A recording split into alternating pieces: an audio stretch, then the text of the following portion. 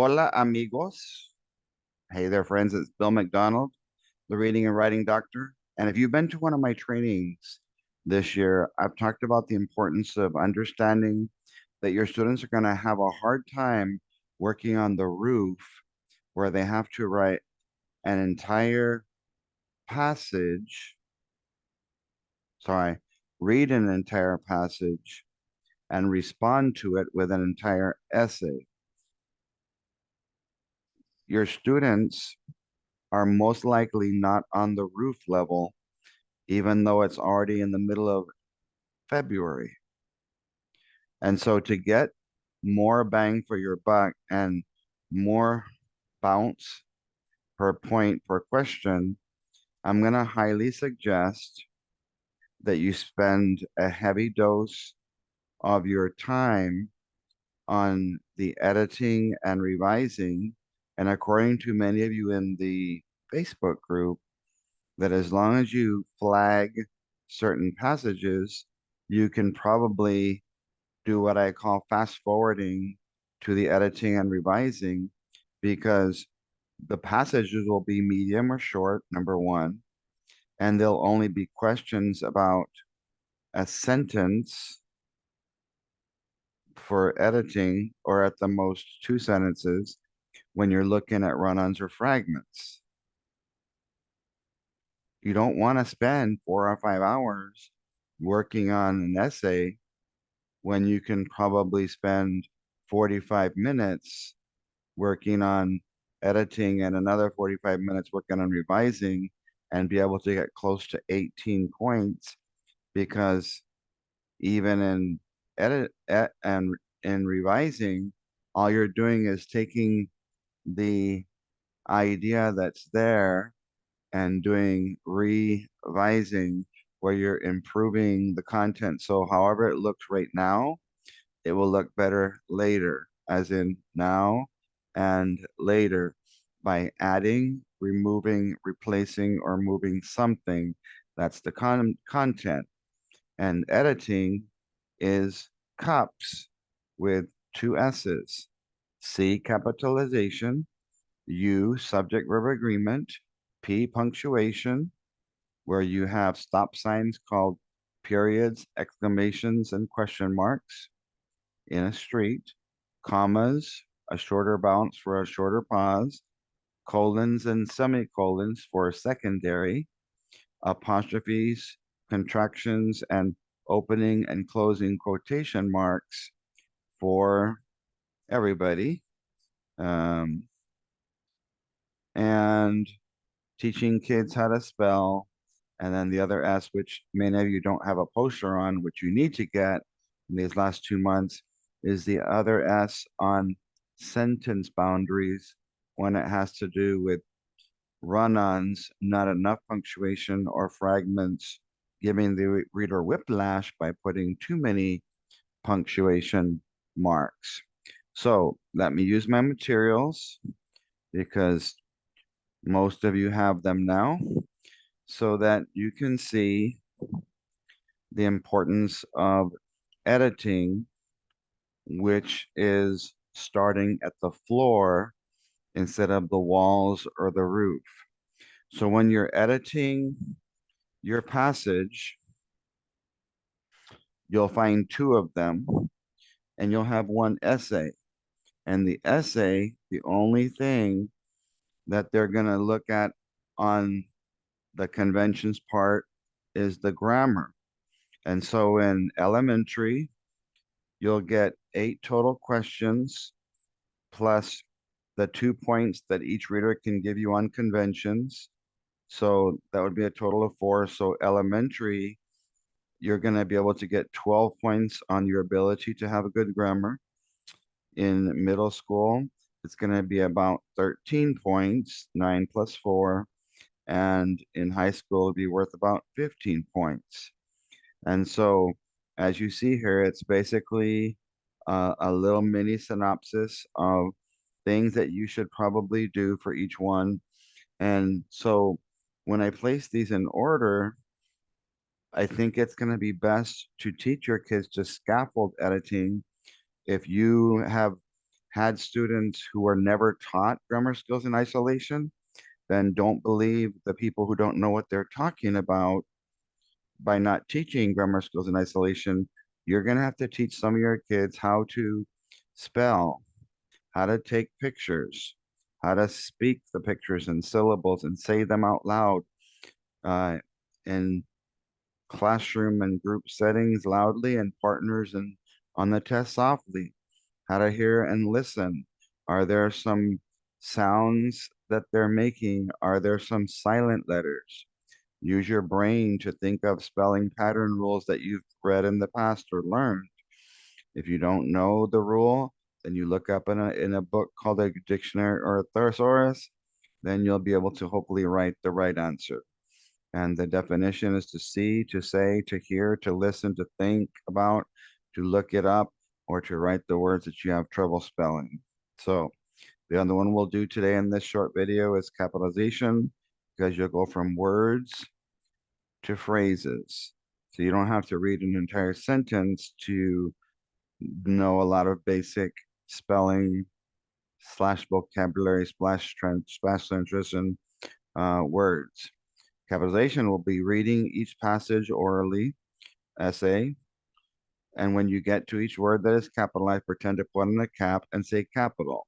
Okay, so either pretend to put on a cap, that's kinesthetic, say capital, that's verbal. So if you do one or the other, you're able to kill two birds with one stone. And so on test day, since most of them can't use a graphic organizer, you would have them quickly draw a hand, and there's cups right there.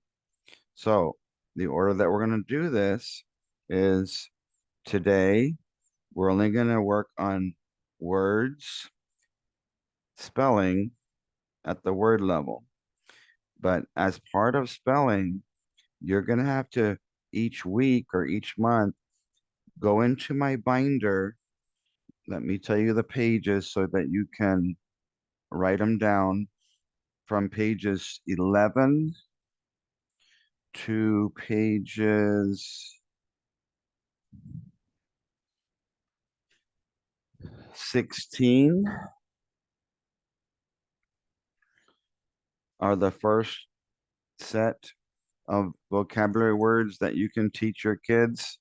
And then there's going to be some more on pages um,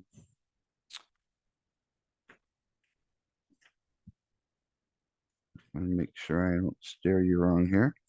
On pages, because they're going to have to know different plot schemes. Page 25 will, twice 24 will be about plot.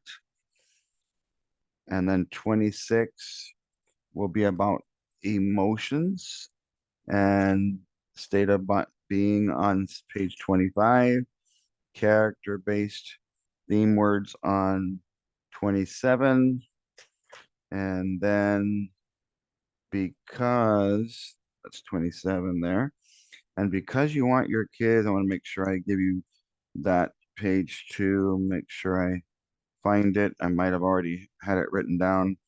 Page, let's see, yes. The feelings and the emotions and the opinion words are going to be on pages 11 through page 16.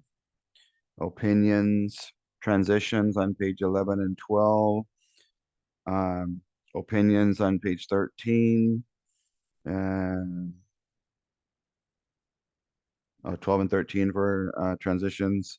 Opinions on page 14, and then page 13, 14, and then page 14 and 15, you'll have feelings and emotion words. And so it's really important that you don't just teach spelling for the sake of spelling, but that you constantly teach kids to raise their vocabulary and help them decide where do they need to be on this synonym ladder, so that when they're writing their own essays, they're not just good spellers, but they can have good vocabulary. And another thing to think about is the transition words that are on pages 11 and 12. you might want to add a few of those each week, depending on which part of the essay you're working on, so that as they move from idea to idea, they can have words or phrases they'll add. And then the other vocabulary is once a month, talk to your social studies and science teacher about the vocabulary they're using so that you can add a word wall in your classroom. So that means you're becoming interdependent across the grade levels. That would be horizontally.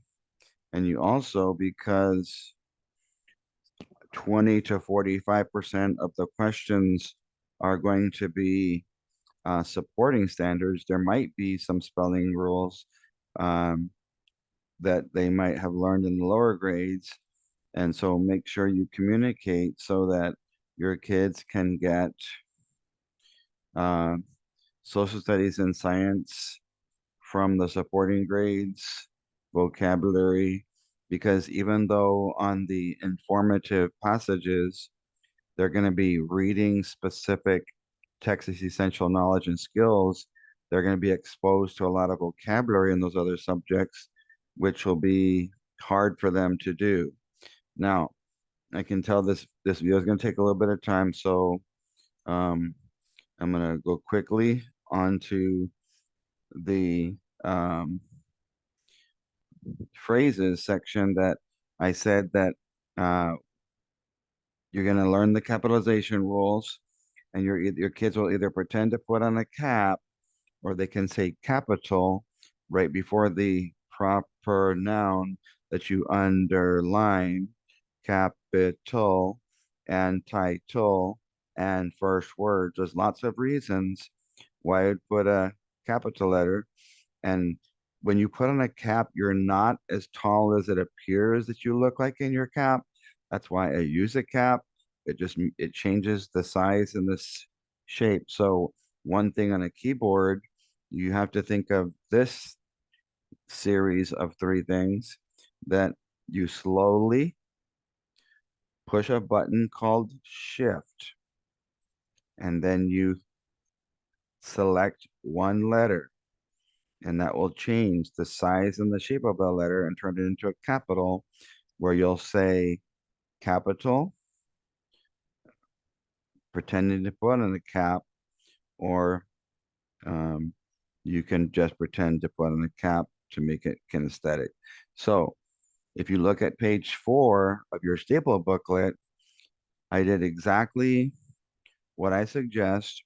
I have you do a practice skill from words to phrases to sentences to sentence boundaries, where we have a run on or a fragment, and then to sentence boundaries where one is a complete thought and one is a fragment.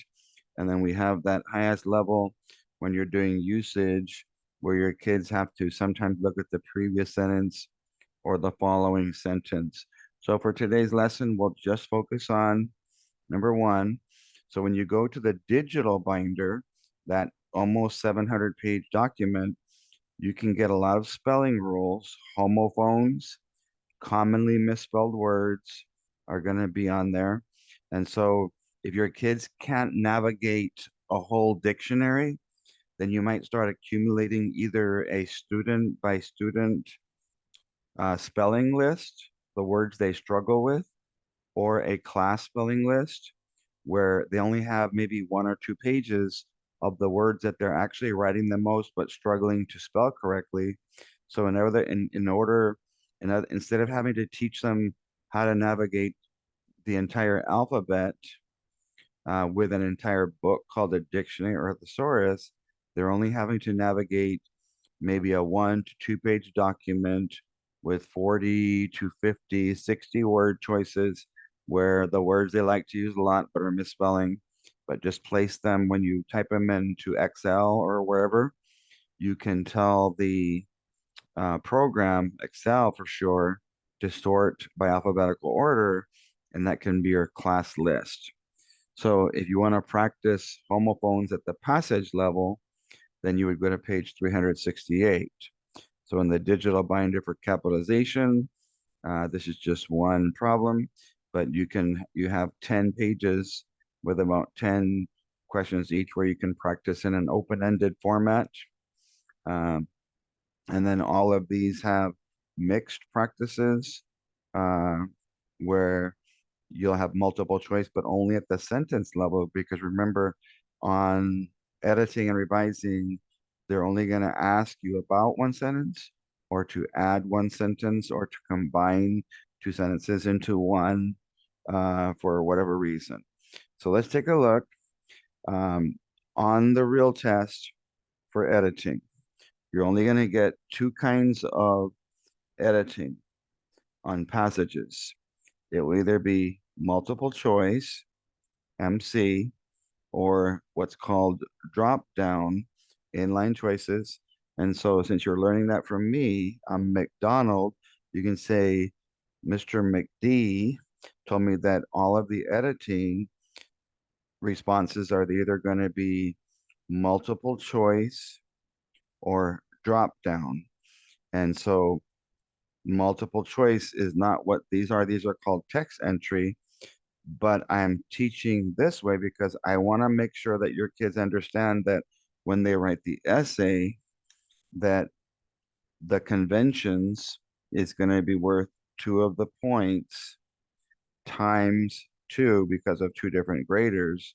And so remember that you'll be getting 12, 13, or 15 points on your editing skills. So this specific activity is a homophone. And because I'm allowed to, and because it's open-ended, and your kids will be writing an essay, and essays do count against them on conventions, but short answer doesn't as long as it's legible. Let's practice this one. There are three spelling errors in sentence one. So as soon as they see the word error, that's one clue. Write the sentence correctly in the box provided. So whenever they see the word error or the word change, one of the things that your students can do on their lab work, their lined or blank paper, is write the word cups, the acronym cups, which means the mistake can only be capitalization, usage, punctuation, or spelling. And this would be spelling because there's three errors. Let's see if we can figure this out. Um, just for your knowledge for passages, for a passage level things. Um, all editing and revising questions are only going to be worth 1 point. So yes, the text entry, because what they're going to be doing is they say combine sentences, 7 and 8 to make a sentence because you're only making one sentence, or add a central idea, controlling idea, or thesis to a paper. You're still only adding one sentence, even though you have to read the entire passage. So capital Jerry was capital Mary until he had to marry Mary. So since Jerry is the name of our subject, he can't be Mary. I think they meant that he's happy. And so the first word they write would be Merry, the one that has to do with your emotions, being excited, comma. Until he had to marry, the verb is Marry. Men aren't really ready yet. And then Mary is the person that's last, capital Mary. Then we have number two. From the digital binder, there's the pages you can practice in open-ended format. It's just nothing but capitalization practice on page 354. And there's a whole bunch of mixed practice that I'll show you once we're done with all of these isolated skills. So this one has, it says sentence two needs to be changed. So whenever you see the word change or the word error, it said you're going to be writing the acronym CUPS. That means it's a mistake of capitalization, usage, punctuation, or spelling. So as we see the sentence, capital, we stayed at the Ramada Inn and Suites Hotel during our Christmas and New Year holiday period. Well, since hotel is part of the name of the hotel, that has to be capitalized. And New year would need to be capitalized because you're naming a specific holiday. Now, I don't think that holiday needs to be capitalized in that situation, the way it's being used, but you guys can correct me if I'm wrong, just to be sure. So there's how you might practice. And so if you do these like a warm up or a bell ringer or just a sponge activity, just each day pick one editing and one revising question because 18 points, 16 points is a lot of points for elementary. But remember that it's 8 plus 8, it's 20 points altogether because you have to be good at writing an essay with good conventions. So 9 plus 9 for the secondary is 18,